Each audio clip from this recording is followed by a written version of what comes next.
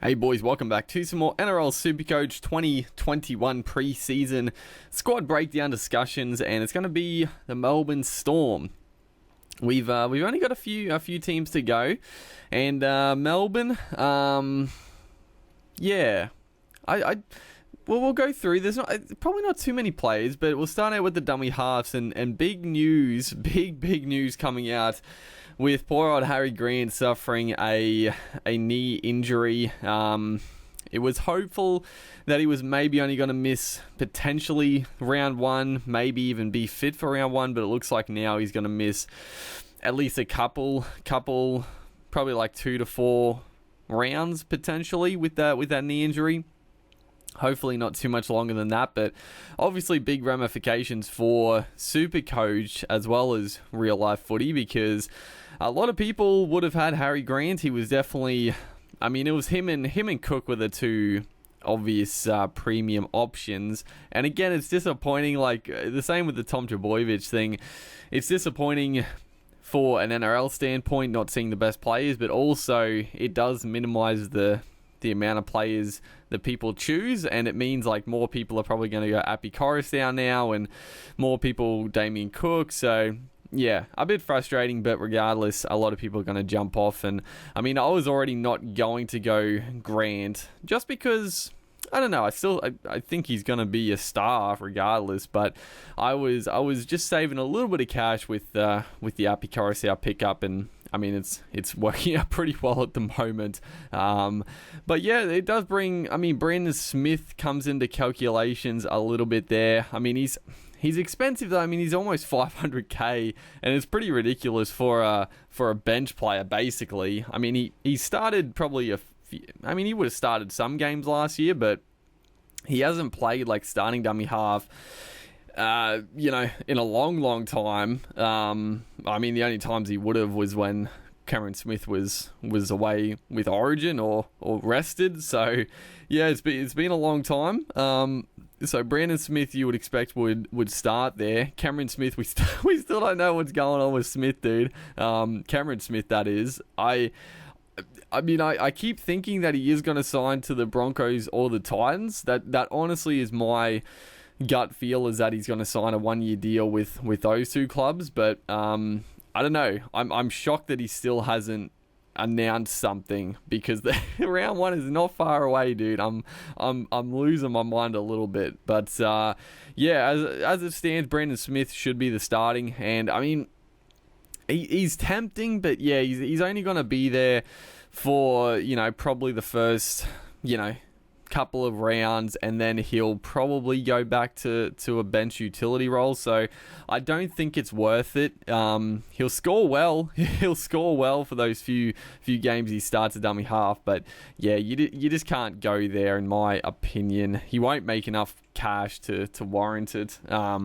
if any, because you need obviously the 3 games to increase in value. Going on to the front row forwards, and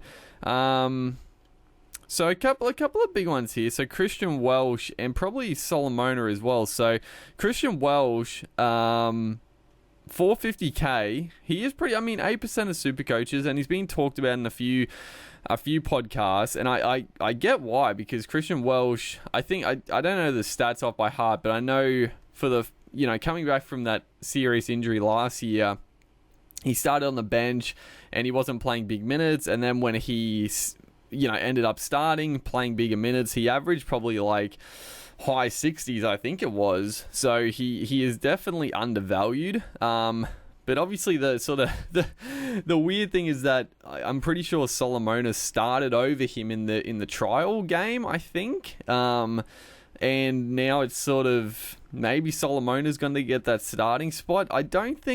Either way, I don't think it really affects Christian Welsh's or Solomona's minutes, because Solomona, massive boy, big impact. He's not used as like that 60 plus minute front rower. He's your impact player. He plays in like 20-minute stints. So Solomona, again, he is very tempting. If he got just a few more minutes, dude, he would be a premium front row option, but he just Yeah, I just don't think you can rely on bigger minutes from him because he has just, he really puts in while he's out there. And, I mean, it's tough for him. He's such a big fella that it's tough to really play more minutes than what he's doing. And Christian Welch, on the flip side, I don't think, even if he starts on the bench, I still think he's a good pickup. I don't think I would go him because at the end of the day, I think there's probably better options for similar prices. And even if Welsh does go pretty well, he plays big minutes, he's not gonna get hundreds. Like, he's not gonna absolutely blow the, he's not gonna blow it out of the water with big scores. So you're not really losing much with not going him. So I personally wouldn't, but it's not a bad shout. Like, he's definitely undervalued. I think he'll score well regardless. And I memean, big Solomona, if you wanted to take a punt that maybe this year he's going to play more minutes potentially, he's got the Supercoach game, that is for sure. But yeah, it's just a little bit risky. And then nothing too much else doing in the front row department. In all honesty, there. So yeah, second row forwards here. So again, not a whole lot. I mean, Dale Finucane, he's probably a little bit undervalued because obviously he only played the 13 games last year. He came back from that injury. Wasn't probably playing as many minutes as usual. But yeah, I mean, Finucane's never really been a standout Supercoach player. He's sort of, he's very safe, sort of like 50 to 60 point player. But yeah, he doesn't really have the upside of a lot of back rowers. He doesn't have really a try or an offload in him. He's just a hard-working lock that, yeah, I think you can do better in the back row.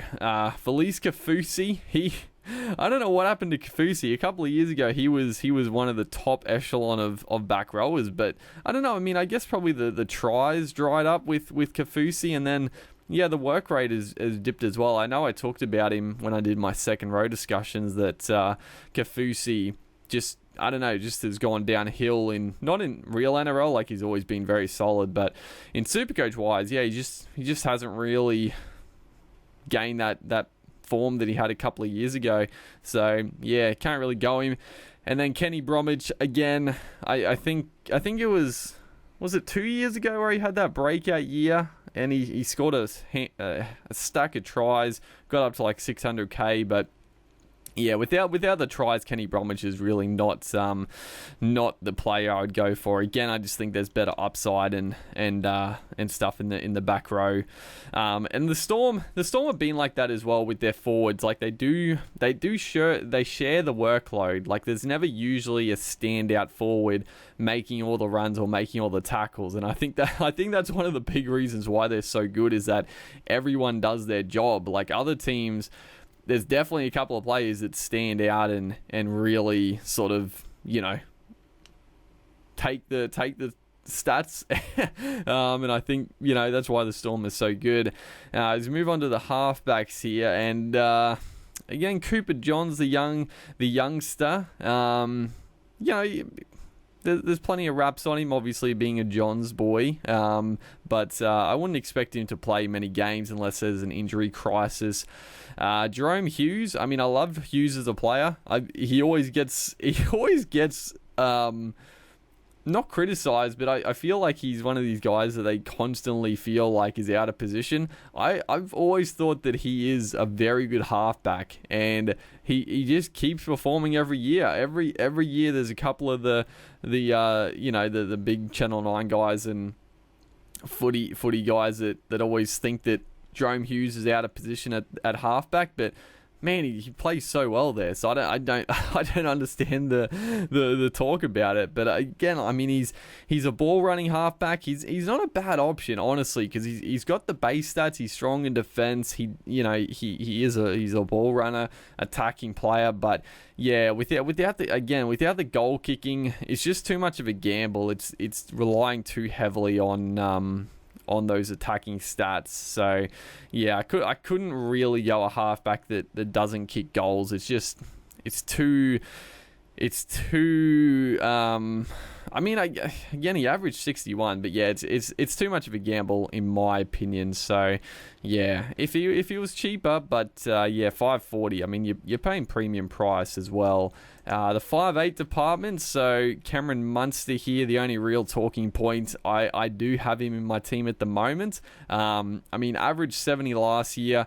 It is definitely. It's a huge. But this is the other thing that's such a shame with Harry Grant being out, is that I really think obviously Grant played all his footy last year at the Tigers and he was just unbelievable. So going back to the Storm this year, I was so excited to really see Cameron Munster play off the back of Grant and Hughes play off the back of him and Pappenhausen. So yeah, hopefully he's only going to be gone for a couple of early rounds, because I do think Cameron Munster and Grant are going to form a very, very dangerous combination, because I mean, Munster is definitely one of those balls on 5'8", like just always up near the play. If there's something on, he just picks it out perfectly. Grant will take off. Munster will be backing him up. So, yeah, I think, Cameron Munster, I think, will still score well, but I do think he will score better with old mate Harry Grant back in the team. But at the moment, I think I'm going to go with Cameron Munster. He's so solid. He like I said before, with the goal kicking, he obviously, he might goal kick. That's the thing. So Pappenhausen has first crack, but if Pappenhausen probably misses a couple, then I would, Cameron Munster will probably take the roles. But yeah, it's probably a little bit, it's not really going to make a huge difference either way. With Munster, he does score more his points just base stats. He takes a lot of runs, makes a lot of tackles, and then the attacking stats to boot. So yeah, can't go wrong with Cameron Munster at 620. And he's not even the most expensive. That's the thing. Cody Walker is actually a little bit more expensive, which is crazy. He just finished the year so well last year with that 200-point game. And I mean, don't get me wrong, there's definitely a little bit of, Cody Walker absolutely carved up in the trial against the Dragons, but I don't know. Can't read too much into that, honestly. Then the centre wing department. So it's a little bit interesting to see who gets the spots. So Adokar obviously on a wing, and then Justin Olam in the centres with Branko Lee, you would expect. And then they've got so much depth, dude. I mean, George Jennings is a signing who I think is a good signing. I mean, he's just a good solid player that I think the Storm can bring the best out of. Remus Smith from the Dogs, a lot of talent, and again, I think he's a perfect recruit for the Storm to get a lot out of. And then Isaac Lumi, who's a bit of a flyer, and he's been in the system for a couple of years now. And I don't know, out of all these three guys, I think probably Remus Smith is the best option, but honestly, at 324, he's not badly priced in a Storm team, but Isaac Lumi, I think he could definitely push for that spot. And then also, I mean, even George Jennings, I think, could get the spot. So honestly, no real cheapies in this either way. Isaac Lumi and Smith aren't too expensive, but I just think the depth there is a little bit tricky to pick either of them. And then if you go, Adokar 475, he can go on absolute flyers. Don't get me wrong, like he can score bags of tries, but yeah, I would never go Adokar. He's just he just doesn't have the work rate of other wingers. He's got the tries in him. He's got the tackle breaking ability and the line break ability. But yeah, just the work rate is down. So if he doesn't get those tries, then he's just not really... he's not going to score that well. And then Justin Olam. I love Olam. He's probably one of my favourite players. He's just an absolute animal. But again, he's just... a little bit too expensive. And... yeah, couldn't go him. And then Branko Lee is sort of in a similar boat. And it's sort of the same thing with the forward pack for the Storm. Like they all like they're all like sort of up there in price, but none of them are sort of premium, I guess. Like they all share it around. They never, it's never like one side gets all the attention. So yeah, it's tricky to pick any of the Storm players. They all share it around so well.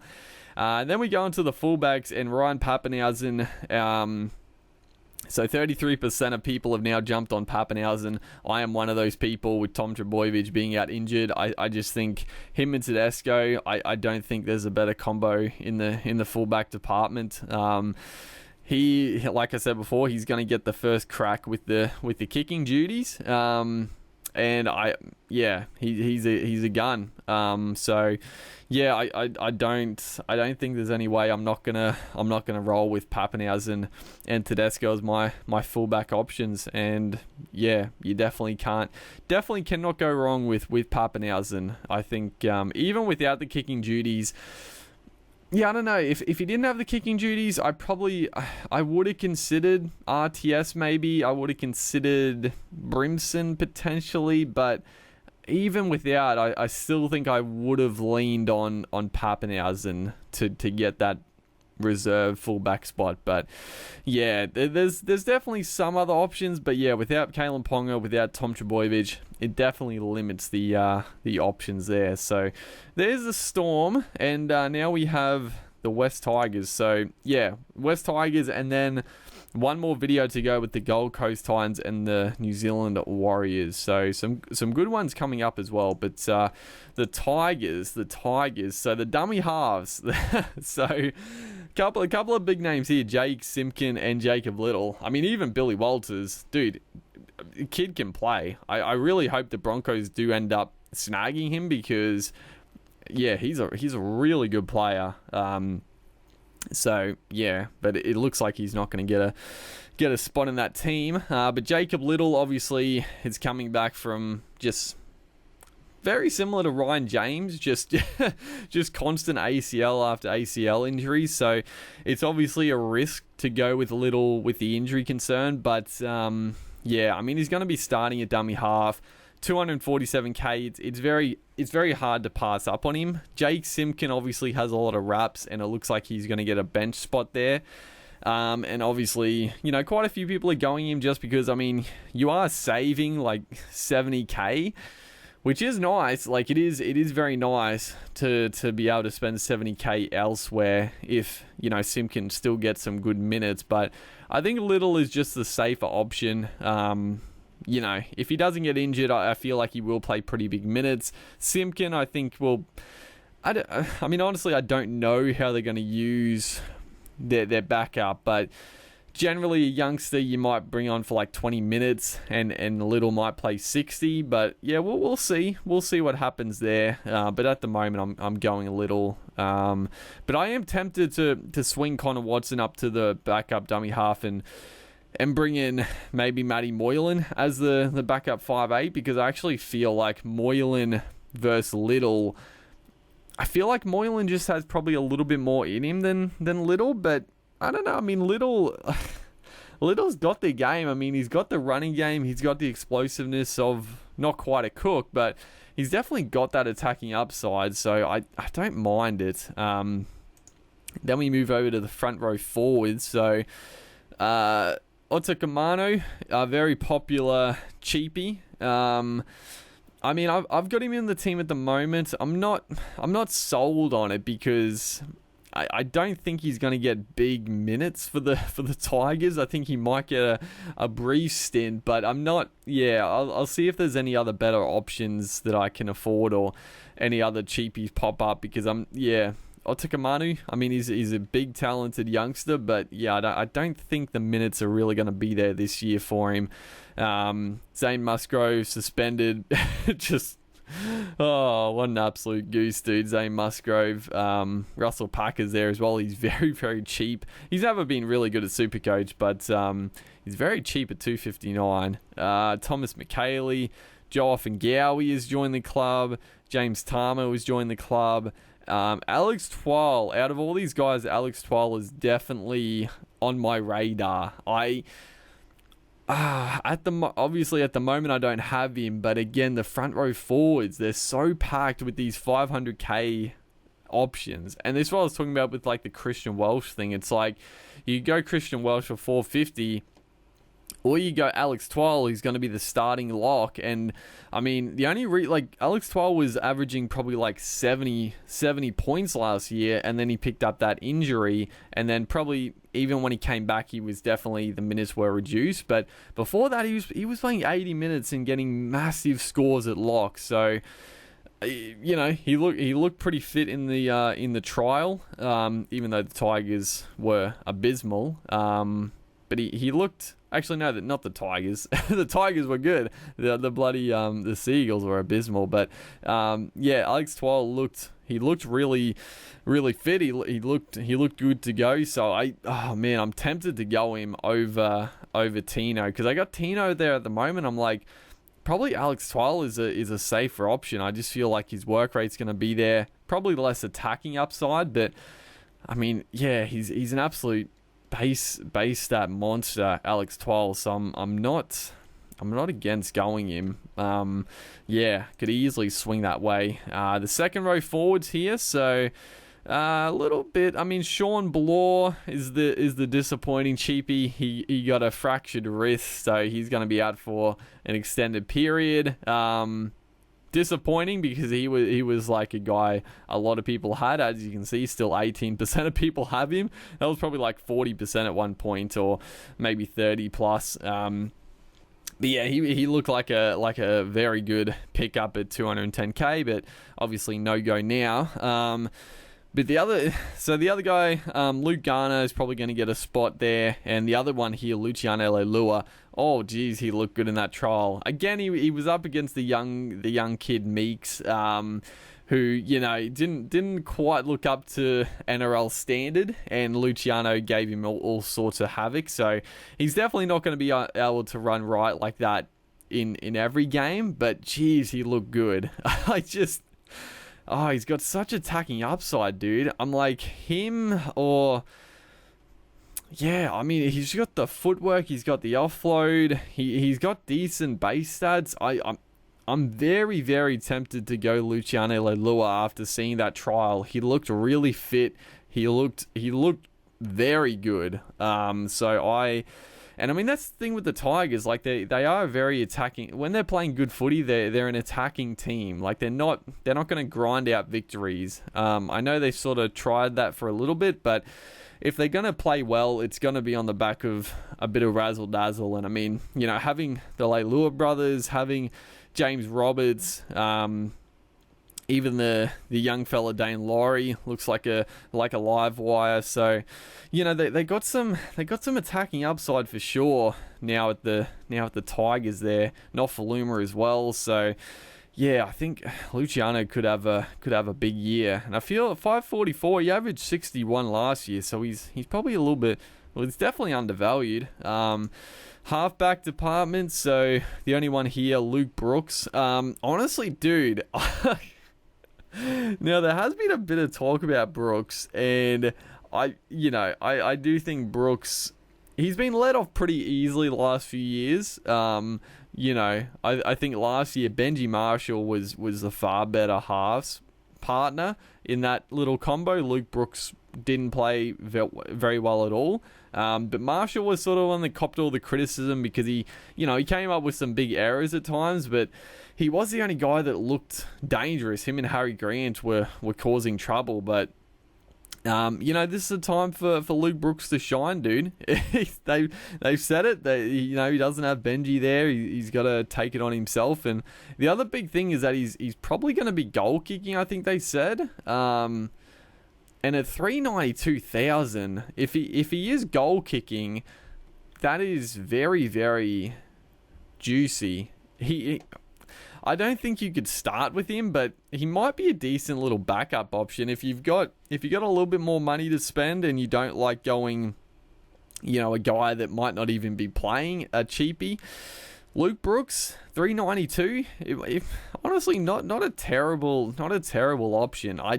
I don't think I'll go him, but yeah, I actually think he could have a a pretty good year in Supercoach wise. So I'll pencil him down as a maybe for sure. Then the 5'8" department. So Adam Duahi is what's he, suspended? Yeah, he's suspended till round 2. So I actually don't know who's going to play 5'8" when he's out. Maybe Mbai goes there to start. I'm not actually too sure how the Tigers are going to line up. It'll be interesting for sure. But yeah, I definitely wouldn't be going Duahi. And then in the centre wing department, there's a couple of good guys here. So Dane Laurie, it depends. I feel like I think Mbai was sort of tipped to get that fullback spot, but he is actually injured for the first probably week or so. So Dane Laurie probably starts there, and then it depends if he plays well. Surely they keep him there, and Mbai, I don't know, where does Mbai play? Does he go onto the bench as a utility? I mean, he's on big money. Would they want to use him on the bench, or would he go into the centres?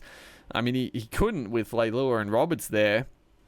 And maybe he goes into the halves with old mate Brooks.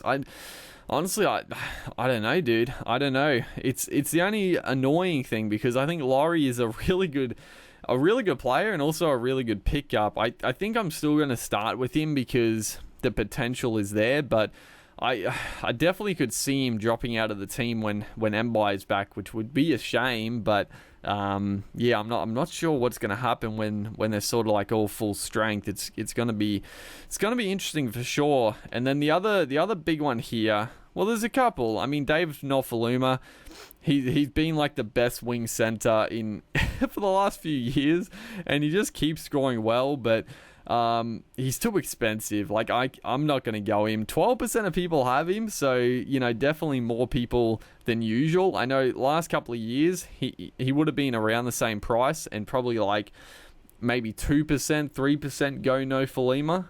I don't know why I called him that, Nofaluma. But yeah, only a couple of percent usually going, but I think this year people are like, you know what, he does it every year, so I'm going to jump on the bandwagon early, and I don't blame you, but yeah, I don't know, spending almost 700k on a winger, it's just tough to do. It's very tough to do, and I don't think I could do it. But yeah, I think he's definitely going to be up the top of the list again, so I can't blame it. But then the other two big ones here, honestly, Joey Leilua, James Roberts. So I'll talk about Leilua first. I think he is undervalued. I know he gets a lot of criticism, and he can cop it for sure, because he can play silly, and he can, he's a bit up himself for sure. But I don't know. I love Leilua, dude. I love Joey Leilua. I like him being full of himself. I find it enjoyable, and I think he's a great player. I hope he can, stay fit, stay on the park, because I just love watching him play. He's an absolute monster when he's going well. So I think for 400k, he is definitely undervalued. Like he can be one of the top centers in the game and in Supercoach for sure. But I think I probably wouldn't go him, just the up and down consistency. But James Roberts, I am pretty much definitely going to go. I don't have him at the moment, but he looked really good in the trial. He looked quick. 270k, he's definitely undervalued. I don't think James Roberts is ever going to be your premium centre wing, but he's definitely a really good money grab. He's going to score pretty decently and make you some cash, and then you can probably upgrade him to a gun later on. But yeah, I'm pretty much definitely going to start with James Roberts. I think he's definite value, and as you can see, 23% of people have him, so not a surprise in that department at all. So yeah, Dane Laurie, James Roberts, definitely the go-tos there. But then the fullback options, not too much else, and this is the thing. So yeah, you got Dane Laurie, Mbai, and Duahi all can play fullback. So it'll be interesting to see.